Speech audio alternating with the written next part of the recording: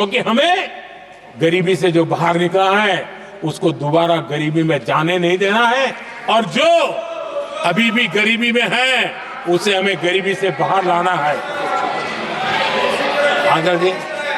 आदरणीय सभापति जी, हमारे देश में गरीबों का नाम पर जो जुमले चले, उसी गरीबों के नाम पर बैंकों का राष्ट्रीयकरण किया गया गरीबों के नाम पर। लेकिन 2014 तक इस देश के 50 करोड़ नागरिक ऐसे थे जिन्होंने बैंक का दरवाजा तक नहीं देखा था। आदरणीय सभापति जी, गरीब को बैंक में प्रवेश तक नहीं था, ये पाप आपने किया। और आज 50 करोड़ गरीबों के बैंक खाते खोल करके हमने बैंक के दरवाजे गरीबों के लिए खोल दिए। इतना ही नहीं, ये एक प्रधानमंत्री कहते थे कि दिल्ली से 1 रुपया निकलता है तो 15 पैसा पहुंचता है, लेकिन उपाय उनको आता नहीं था। उपाय हमने दिखाया।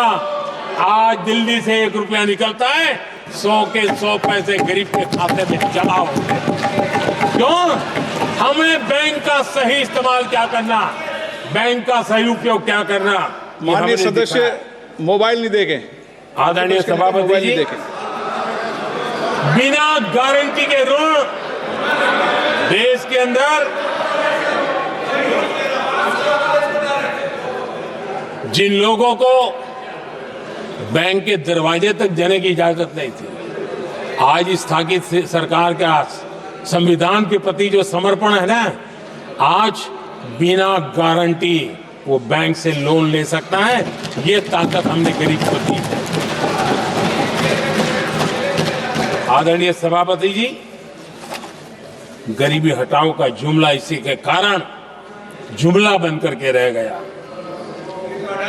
गरीब को इस मुश्किल से मुक्ति मिले, ये हमारा बहुत बड़ा मिशन है और ये हमारा संकल्प है, और हम इसके लिए दिन रात एक कर रहे हैं। जिनको कोई नहीं पूछता, इनको मोदी पूजता है। आदरणीय सभापति जी, दिव्यांगजन हर दिन संघर्ष करता हमारा दिव्यांगजन। अब जाकर के हमारे दिव्यांग को फ्रेंडली इंफ्रास्ट्रक्चर मिले, उसकी व्हीलचेयर आगे तक जाए, ट्रेन के डिब्बे तक जाए। ये व्यवस्था दिव्यांगजन के लिए करने का हमारे दिल में तब आया क्योंकि समाज के दबले कुचले वंचित लोगों की चिंता करना हमारे मन में था, तब हुआ। आदरणीय सभापति जी, आप मुझे बताइए, एक तो भाषा के नाम पर झगड़ा करना तो सिखा दिया आपने, लेकिन मेरे दिव्यांगजनों के साथ कितना अन्याय किया। जो हमारे यहां साइनेज लैंग्वेज जो है, साइन लैंग्वेज की जो व्यवस्था है, खास करके मूक बधिर के लिए, अब दुर्भाग्य ऐसा देश का कि असम में जो भाषा सिखाई जाए, उत्तर प्रदेश में दूसरी सिखाई जाए, उत्तर प्रदेश में सिखाई जाए, महाराष्ट्र में तीसरी सिखाई जाए। हमारे दिव्यांगजनों के लिए एक साइन लैंग्वेज का होना बहुत जरूरी था।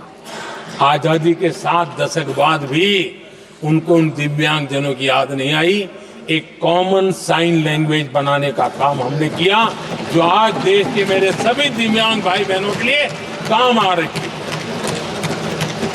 आदरणीय सभापति जी, घुमंतु और अर्ध घुमंतु जन समूह समाज का इसके ऊपर पूछने वाला नहीं था। उनके कल्याण के लिए वेलफेयर बोर्ड बनाने का काम हमने किया, क्योंकि संविधान की प्राथमिकता है लोग, हमें उसको दर्जा देने का काम किया है। आदरणीय सभापति जी, हर कोई रेहड़ी पटरी के लोगों से जानता है, हर मोहल्ले में, हर इलाके में, हर फ्लैट में, हर सोसाइटी में सुबह होते ही वो रेहड़ी पटरी वाला आकर के मेहनत करके और लोगों का जीवन चलाने में मदद करता है। उसको बेचारे को 12-12 घंटे काम करे, रेहड़ी भी किसी से किराए पर ले ले, किसी से ब्याज से पैसा ले, किसी से सामान खरीदे, शाम को ब्याज खाओ पैसा ले जाए, बड़ा मुश्किल से अपने बच्चों के लिए ब्रेड का टुकड़ा ले जा सके। ये हालत थी। ये हमारी सरकार ने है रेहड़ी पटरी वालों के लिए स्वनिधि योजना बना करके बैंक से उनको बिना गारंटी लोन देने का शुरू किया, और आज उसके कारण, वो स्वनिधि योजना के कारण वो तीसरे राउंड तक पहुंचा है और अधिकतम लोन बैंक से उसको सामने से मिल रही है। उसकी प्रतिष्ठा का और उसका विस्तार हो रहा है, विकास भी हो रहा है। आदरणीय सभापति जी, इस देश में हम में से कोई ऐसा नहीं होगा जिसको विश्वकर्मा की जरूरत न पड़ती हो। समाज की व्यवस्था की एक बहुत बड़ी व्यवस्था बनी थी, सदियों से चली आ रही थी, लेकिन वो विश्वकर्मा साथियों के लिए कभी पूछा नहीं गया।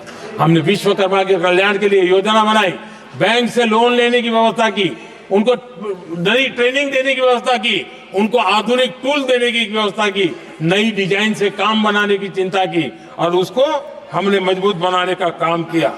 आदरणीय सभापति जी, ट्रांसजेंडर जिसको परिवार ने धुतकार दिया, जिसको समाज ने धुतकार दिया, जिसकी कोई चिंता करने वाला नहीं था, ये हमारी सरकार है कि इसको भी भारत के संविधान ने हक दिए हैं। उस ट्रांसजेंडर के अधिकारों के लिए कानून और व्यवस्थाएं बनाने का काम किया, उनको गरिमापूर्ण जीवन मिले, उनके अधिकारों की सुरक्षा के लिए हमने काम किया।